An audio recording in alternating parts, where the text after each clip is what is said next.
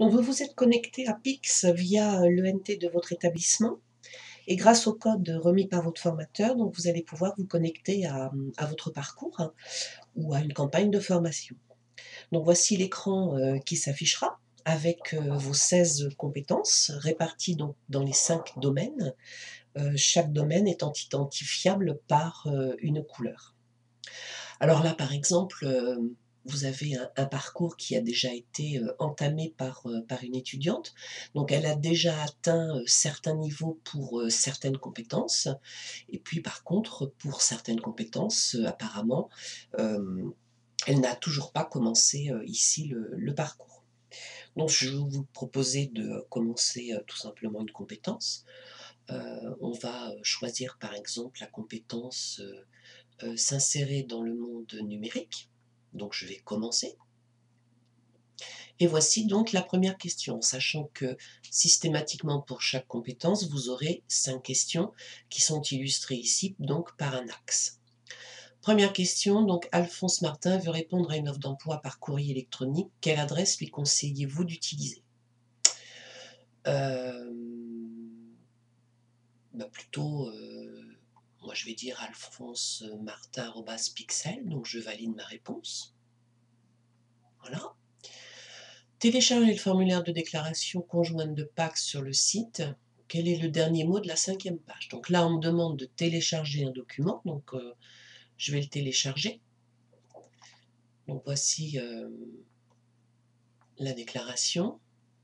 Et donc si je reprends la question, quel est le dernier mot de la 5e page? Donc il faut bien lire à chaque fois les questions. Donc la 5e page, diplomatique.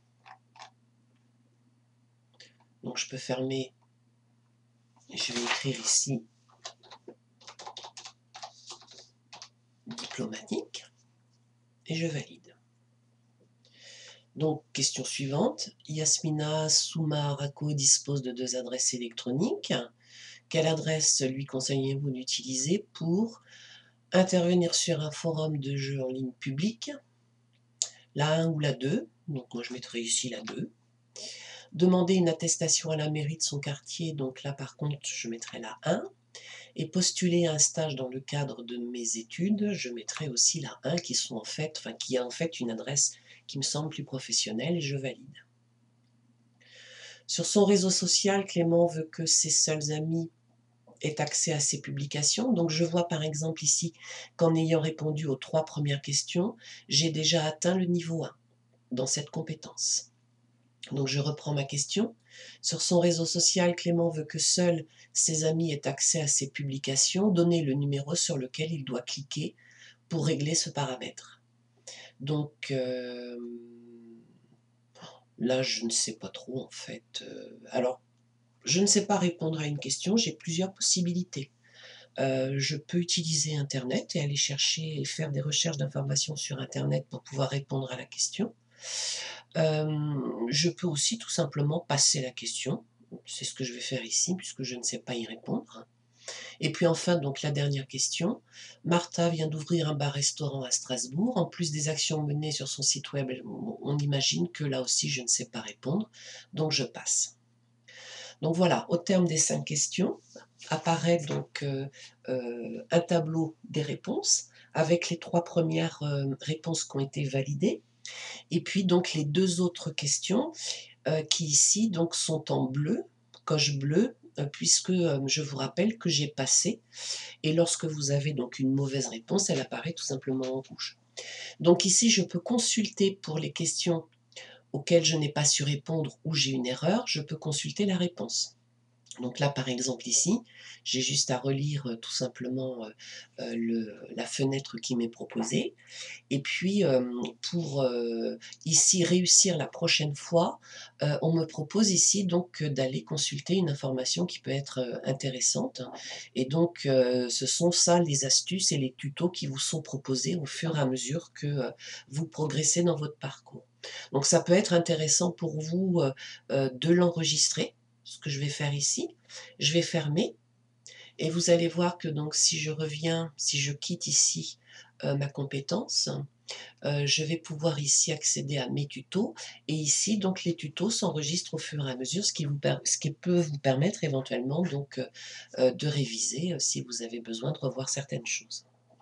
Je peux aussi donc dans mes compétences, là j'en avais commencé une, je peux reprendre une compétence. Par exemple, je vais reprendre ma compétence, les documents multimédia. Donc là, j'ai déjà répondu à une première question, mais pour une raison X, j'avais dû quitter, tout simplement, mon travail. Donc je reprends à la question 2 et là ici, dans la question 2, on me demande de télécharger, un document, hein, donc et à partir donc du téléchargement, il faudra déplacer l'image dans le cadre sans en modifier la taille, redresser l'image pour que le niveau de la mer soit à l'horizontale et cetera. Donc là, vous avez dans la question un certain nombre de consignes et là aussi donc il faudra s'en souvenir et au terme des consignes que vous aurez appliquées, vous aurez à répondre à la question suivante: «Combien d'oiseaux sont dans le cadre?» Donc là, je vais télécharger, donc il s'agit d'un fichier, PowerPoint. Donc je vais le réduire de façon à toujours avoir accès à ma question. Donc là, vous vous apercevez que pour travailler au mieux, il serait vraiment, intéressant d'avoir, 2 écrans ou si vous avez un grand écran, beh, bien à ce moment-là de travailler sur 2 fenêtres différentes. Donc là, j'active la modification. Je vais appliquer les consignes, donc déplacer l'image dans le cadre, donc je vais la déplacer dans le cadre. On me demande ensuite donc de redresser l'image pour que le niveau de la mer soit à l'horizontale. Donc je vais redresser mon image, voilà. La ligne avec le niveau de la mer, donc faites correspondre la ligne avec le niveau de la mer, donc c'est à peu près bon. Ensuite, donc le point avec le sommet de la grande voile. Voilà. Et après avoir appliqué donc toutes les consignes, combien d'oiseaux sont dans le cadre? Donc ici, j'en vois donc 3 et 2, 5. Je réponds 10 oiseaux. Je n'ai pas pris soin d'enregistrer le PowerPoint puisque ici, j'en vois pas vraiment l'intérêt. Donc je valide. Voilà. Voici des informations sur une image. De combien de pixels est-elle constituée? Donc, il faut ici, faut faire des calculs. Donc là, ben, je peux par exemple utiliser une calculatrice. Je peux aussi utiliser, d'autres outils. Donc, je fais mes calculs. Donc ici, je vais répondre 160 000. Nombre maximal de couleurs, ben, je ne sais pas, donc je vais passer. Sélectionner toutes les extensions qui correspondent à des formats d'images, donc là j'ai un QCM, hein, donc ça peut être du JPEG, ça peut être du GIF, ça peut être du PNG, je valide. J'aurais pu aussi aller chercher sur internet, hein, et vérifier les informations.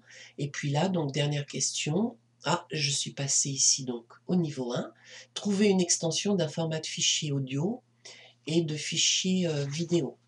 Donc audio, je vais mettre MP4 par exemple. Et puis un fichier vidéo, extension vidéo, je vais mettre, je n'en connais pas, donc je valide. Pour valider, veuillez remplir tous les champs, sinon ben donc je suis obligée de passer. Voilà, et comme tout à l'heure, donc vous retrouvez tout simplement ici votre tableau de réponses avec les réponses si vous désirez les consulter, et puis les tutos si vous décidez aussi donc d'archiver. Donc je vais quitter ici je pourrais continuer, hein, mais je vais quitter. Et puis je peux aussi très bien décider de ne me lancer enfin de ne jamais me lancer dans certaines compétences. Parce qu'elles ne m'intéressent pas, parce qu'elles ne correspondent pas à mes connaissances, à mes compétences. Donc là après c'est à vous de voir et peut-être aussi donc d'en discuter avec vos formateurs. Voilà, cette vidéo est terminée.